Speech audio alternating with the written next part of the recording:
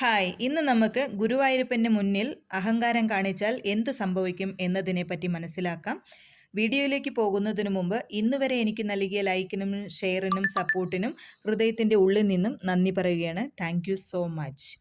ഗുരുവായൂരപ്പൻ്റെ ഭക്തർക്ക് ഒരു തരി പോലും അഹങ്കാരം ഉണ്ടാകാൻ പാടില്ല എന്ന് നല്ല നിർബന്ധമുണ്ട്.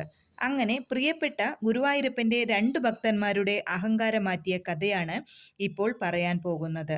ഒന്നാമത്തെ ഗരുഡൻ, പ്രിയപ്പെട്ട വാഹനം. രണ്ടാമത്തെ സുദർശന ചക്രം. ഗരുഡൻ പറയുകയാണ്, എന്നെയാണല്ലോ ഭഗവാൻ വാഹനമായി ഉപയോഗിക്കുന്നത്. അപ്പോൾ ഏറ്റവും വേഗതയുള്ളത് തനിക്കാണ്. അതുകൊണ്ടാണല്ലോ ഭഗവാൻ വാഹനമായി എന്നെ ഉപയോഗിക്കുന്നത് എന്ന ഒരു ചിന്ത ഗരുഡന് ഉണ്ടായിരുന്നു. സുദർശനത്തിനും ഇതുപോലെ തന്നെയായിരുന്നു. ഏറ്റവും ശക്തിയായിട്ടുള്ള ആയുധമാണ് താൻ എന്നൊരു ചിന്ത സുദർശനത്തിനുണ്ട്.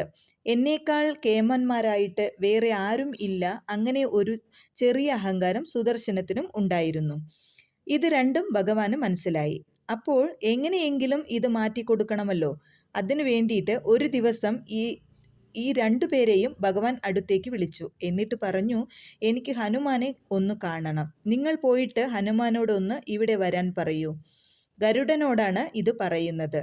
ഒപ്പം തന്നെ സുദർശനത്തോട് പറഞ്ഞു, വരുന്ന വഴിക്ക് ഒരു കവാടം ഉണ്ടല്ലോ, കവാടത്തിനടുത്ത് കാവലിരിക്കാൻ പറഞ്ഞു. ആരെയും അകത്തേക്ക് വരാൻ അനുവദിക്കരുത് എന്ന് സുദർശനത്തോട് പറഞ്ഞു. അങ്ങനെ 2 പേരും സമ്മതിച്ചു.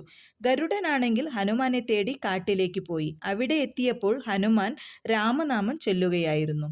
ഭഗവാൻ ഒന്ന് അവിടം വരെ വരാൻ പറഞ്ഞു. അപ്പോൾ ഹനുമാൻ പറഞ്ഞു ഗരുഡനോട്, നിങ്ങൾ പൊയ്ക്കൊള്ളൂ, ഞാൻ വരാമെന്ന്. അപ്പോൾ ഗരുഡനാണെങ്കിൽ, ഹനുമാൻ ഇത്രയും ദൂരം സഞ്ചരിച്ച് പെട്ടെന്ന് അവിടെ എത്താൻ പറ്റില്ലല്ലോ, ഞാൻ എൻ്റെ പുറത്ത് വെച്ച് കൊണ്ടുപോകാം എന്ന ചിന്തയോടെ വെയിറ്റ് ചെയ്യുകയായിരുന്നു. അപ്പോൾ ഇന്നാ ശരി എന്ന രീതിയിൽ ഗരുഡൻ ഭഗവാന്റെ അടുത്തെത്തി നോക്കുമ്പോൾ ഹനുമാൻ ഭഗവാനെ നമസ്കരിക്കുന്നു. അപ്പോഴാണ് മനസ്സിലായത്, തനിക്കു മുന്നേ ഹനുമാൻ ഇവിടെ എത്തിയിരിക്കുന്നു. തന്നേക്കാൾ വേഗതയുള്ള മറ്റൊരു ഭക്തൻ കൂടി ഭഗവാനുണ്ട് എന്നത് ഗരുഡന് മനസ്സിലായി. ആ ഒരു അഹങ്കാരം ചെറുത് ഉണ്ടായിരുന്നത് മനസ്സിലാക്കി കൊടുത്തു. ഭഗവാൻ ഹനുമാനോട് ചോദിച്ചു, വരുന്ന വഴിക്ക് വേറെ ആരെങ്കിലും കണ്ടോ എന്ന്. ആരെങ്കിലും തടഞ്ഞോ എന്ന് ചോദിച്ചപ്പോൾ ഹനുമാൻ പറഞ്ഞു, കണ്ടു, അവിടെ സുദർശന ചക്രം നിൽക്കുന്നുണ്ടായിരുന്നു. പക്ഷേ എൻ്റെ അടുത്ത് കടക്കരുത് എന്ന് പറഞ്ഞു. പിന്നെ ഒരു വാക്ക് തർക്കത്തിന് നിൽക്കാൻ സമയമില്ലാത്തതുകൊണ്ട് ഞാൻ അതെടുത്ത് വിഴുങ്ങി എന്ന് പറഞ്ഞു. ആ സുദർശനത്തെ എടുത്ത് പുറത്തു വെച്ചു. അപ്പോൾ ഭഗവാൻ ഒന്ന് പുഞ്ചിരിച്ചു. അപ്പോൾ സുദർശനത്തിന് മനസ്സിലായി, തന്നേക്കാൾ ശക്തിയുള്ള വേറൊരു ഭക്തൻ ഭഗവാനുണ്ട് എന്ന് സുദർശനത്തിനും മനസ്സിലായി. ഭഗവാൻ അത് മനസ്സിലാക്കി കൊടുത്തു. അങ്ങനെ ഈ 2 പേരുടെയും, അതായത് ഗരുഡൻ്റെയും സുദർശനത്തിൻ്റെയും ചെറിയ ഒരു അഹങ്കാരം ഭഗവാൻ മാറ്റിക്കൊടുത്തു.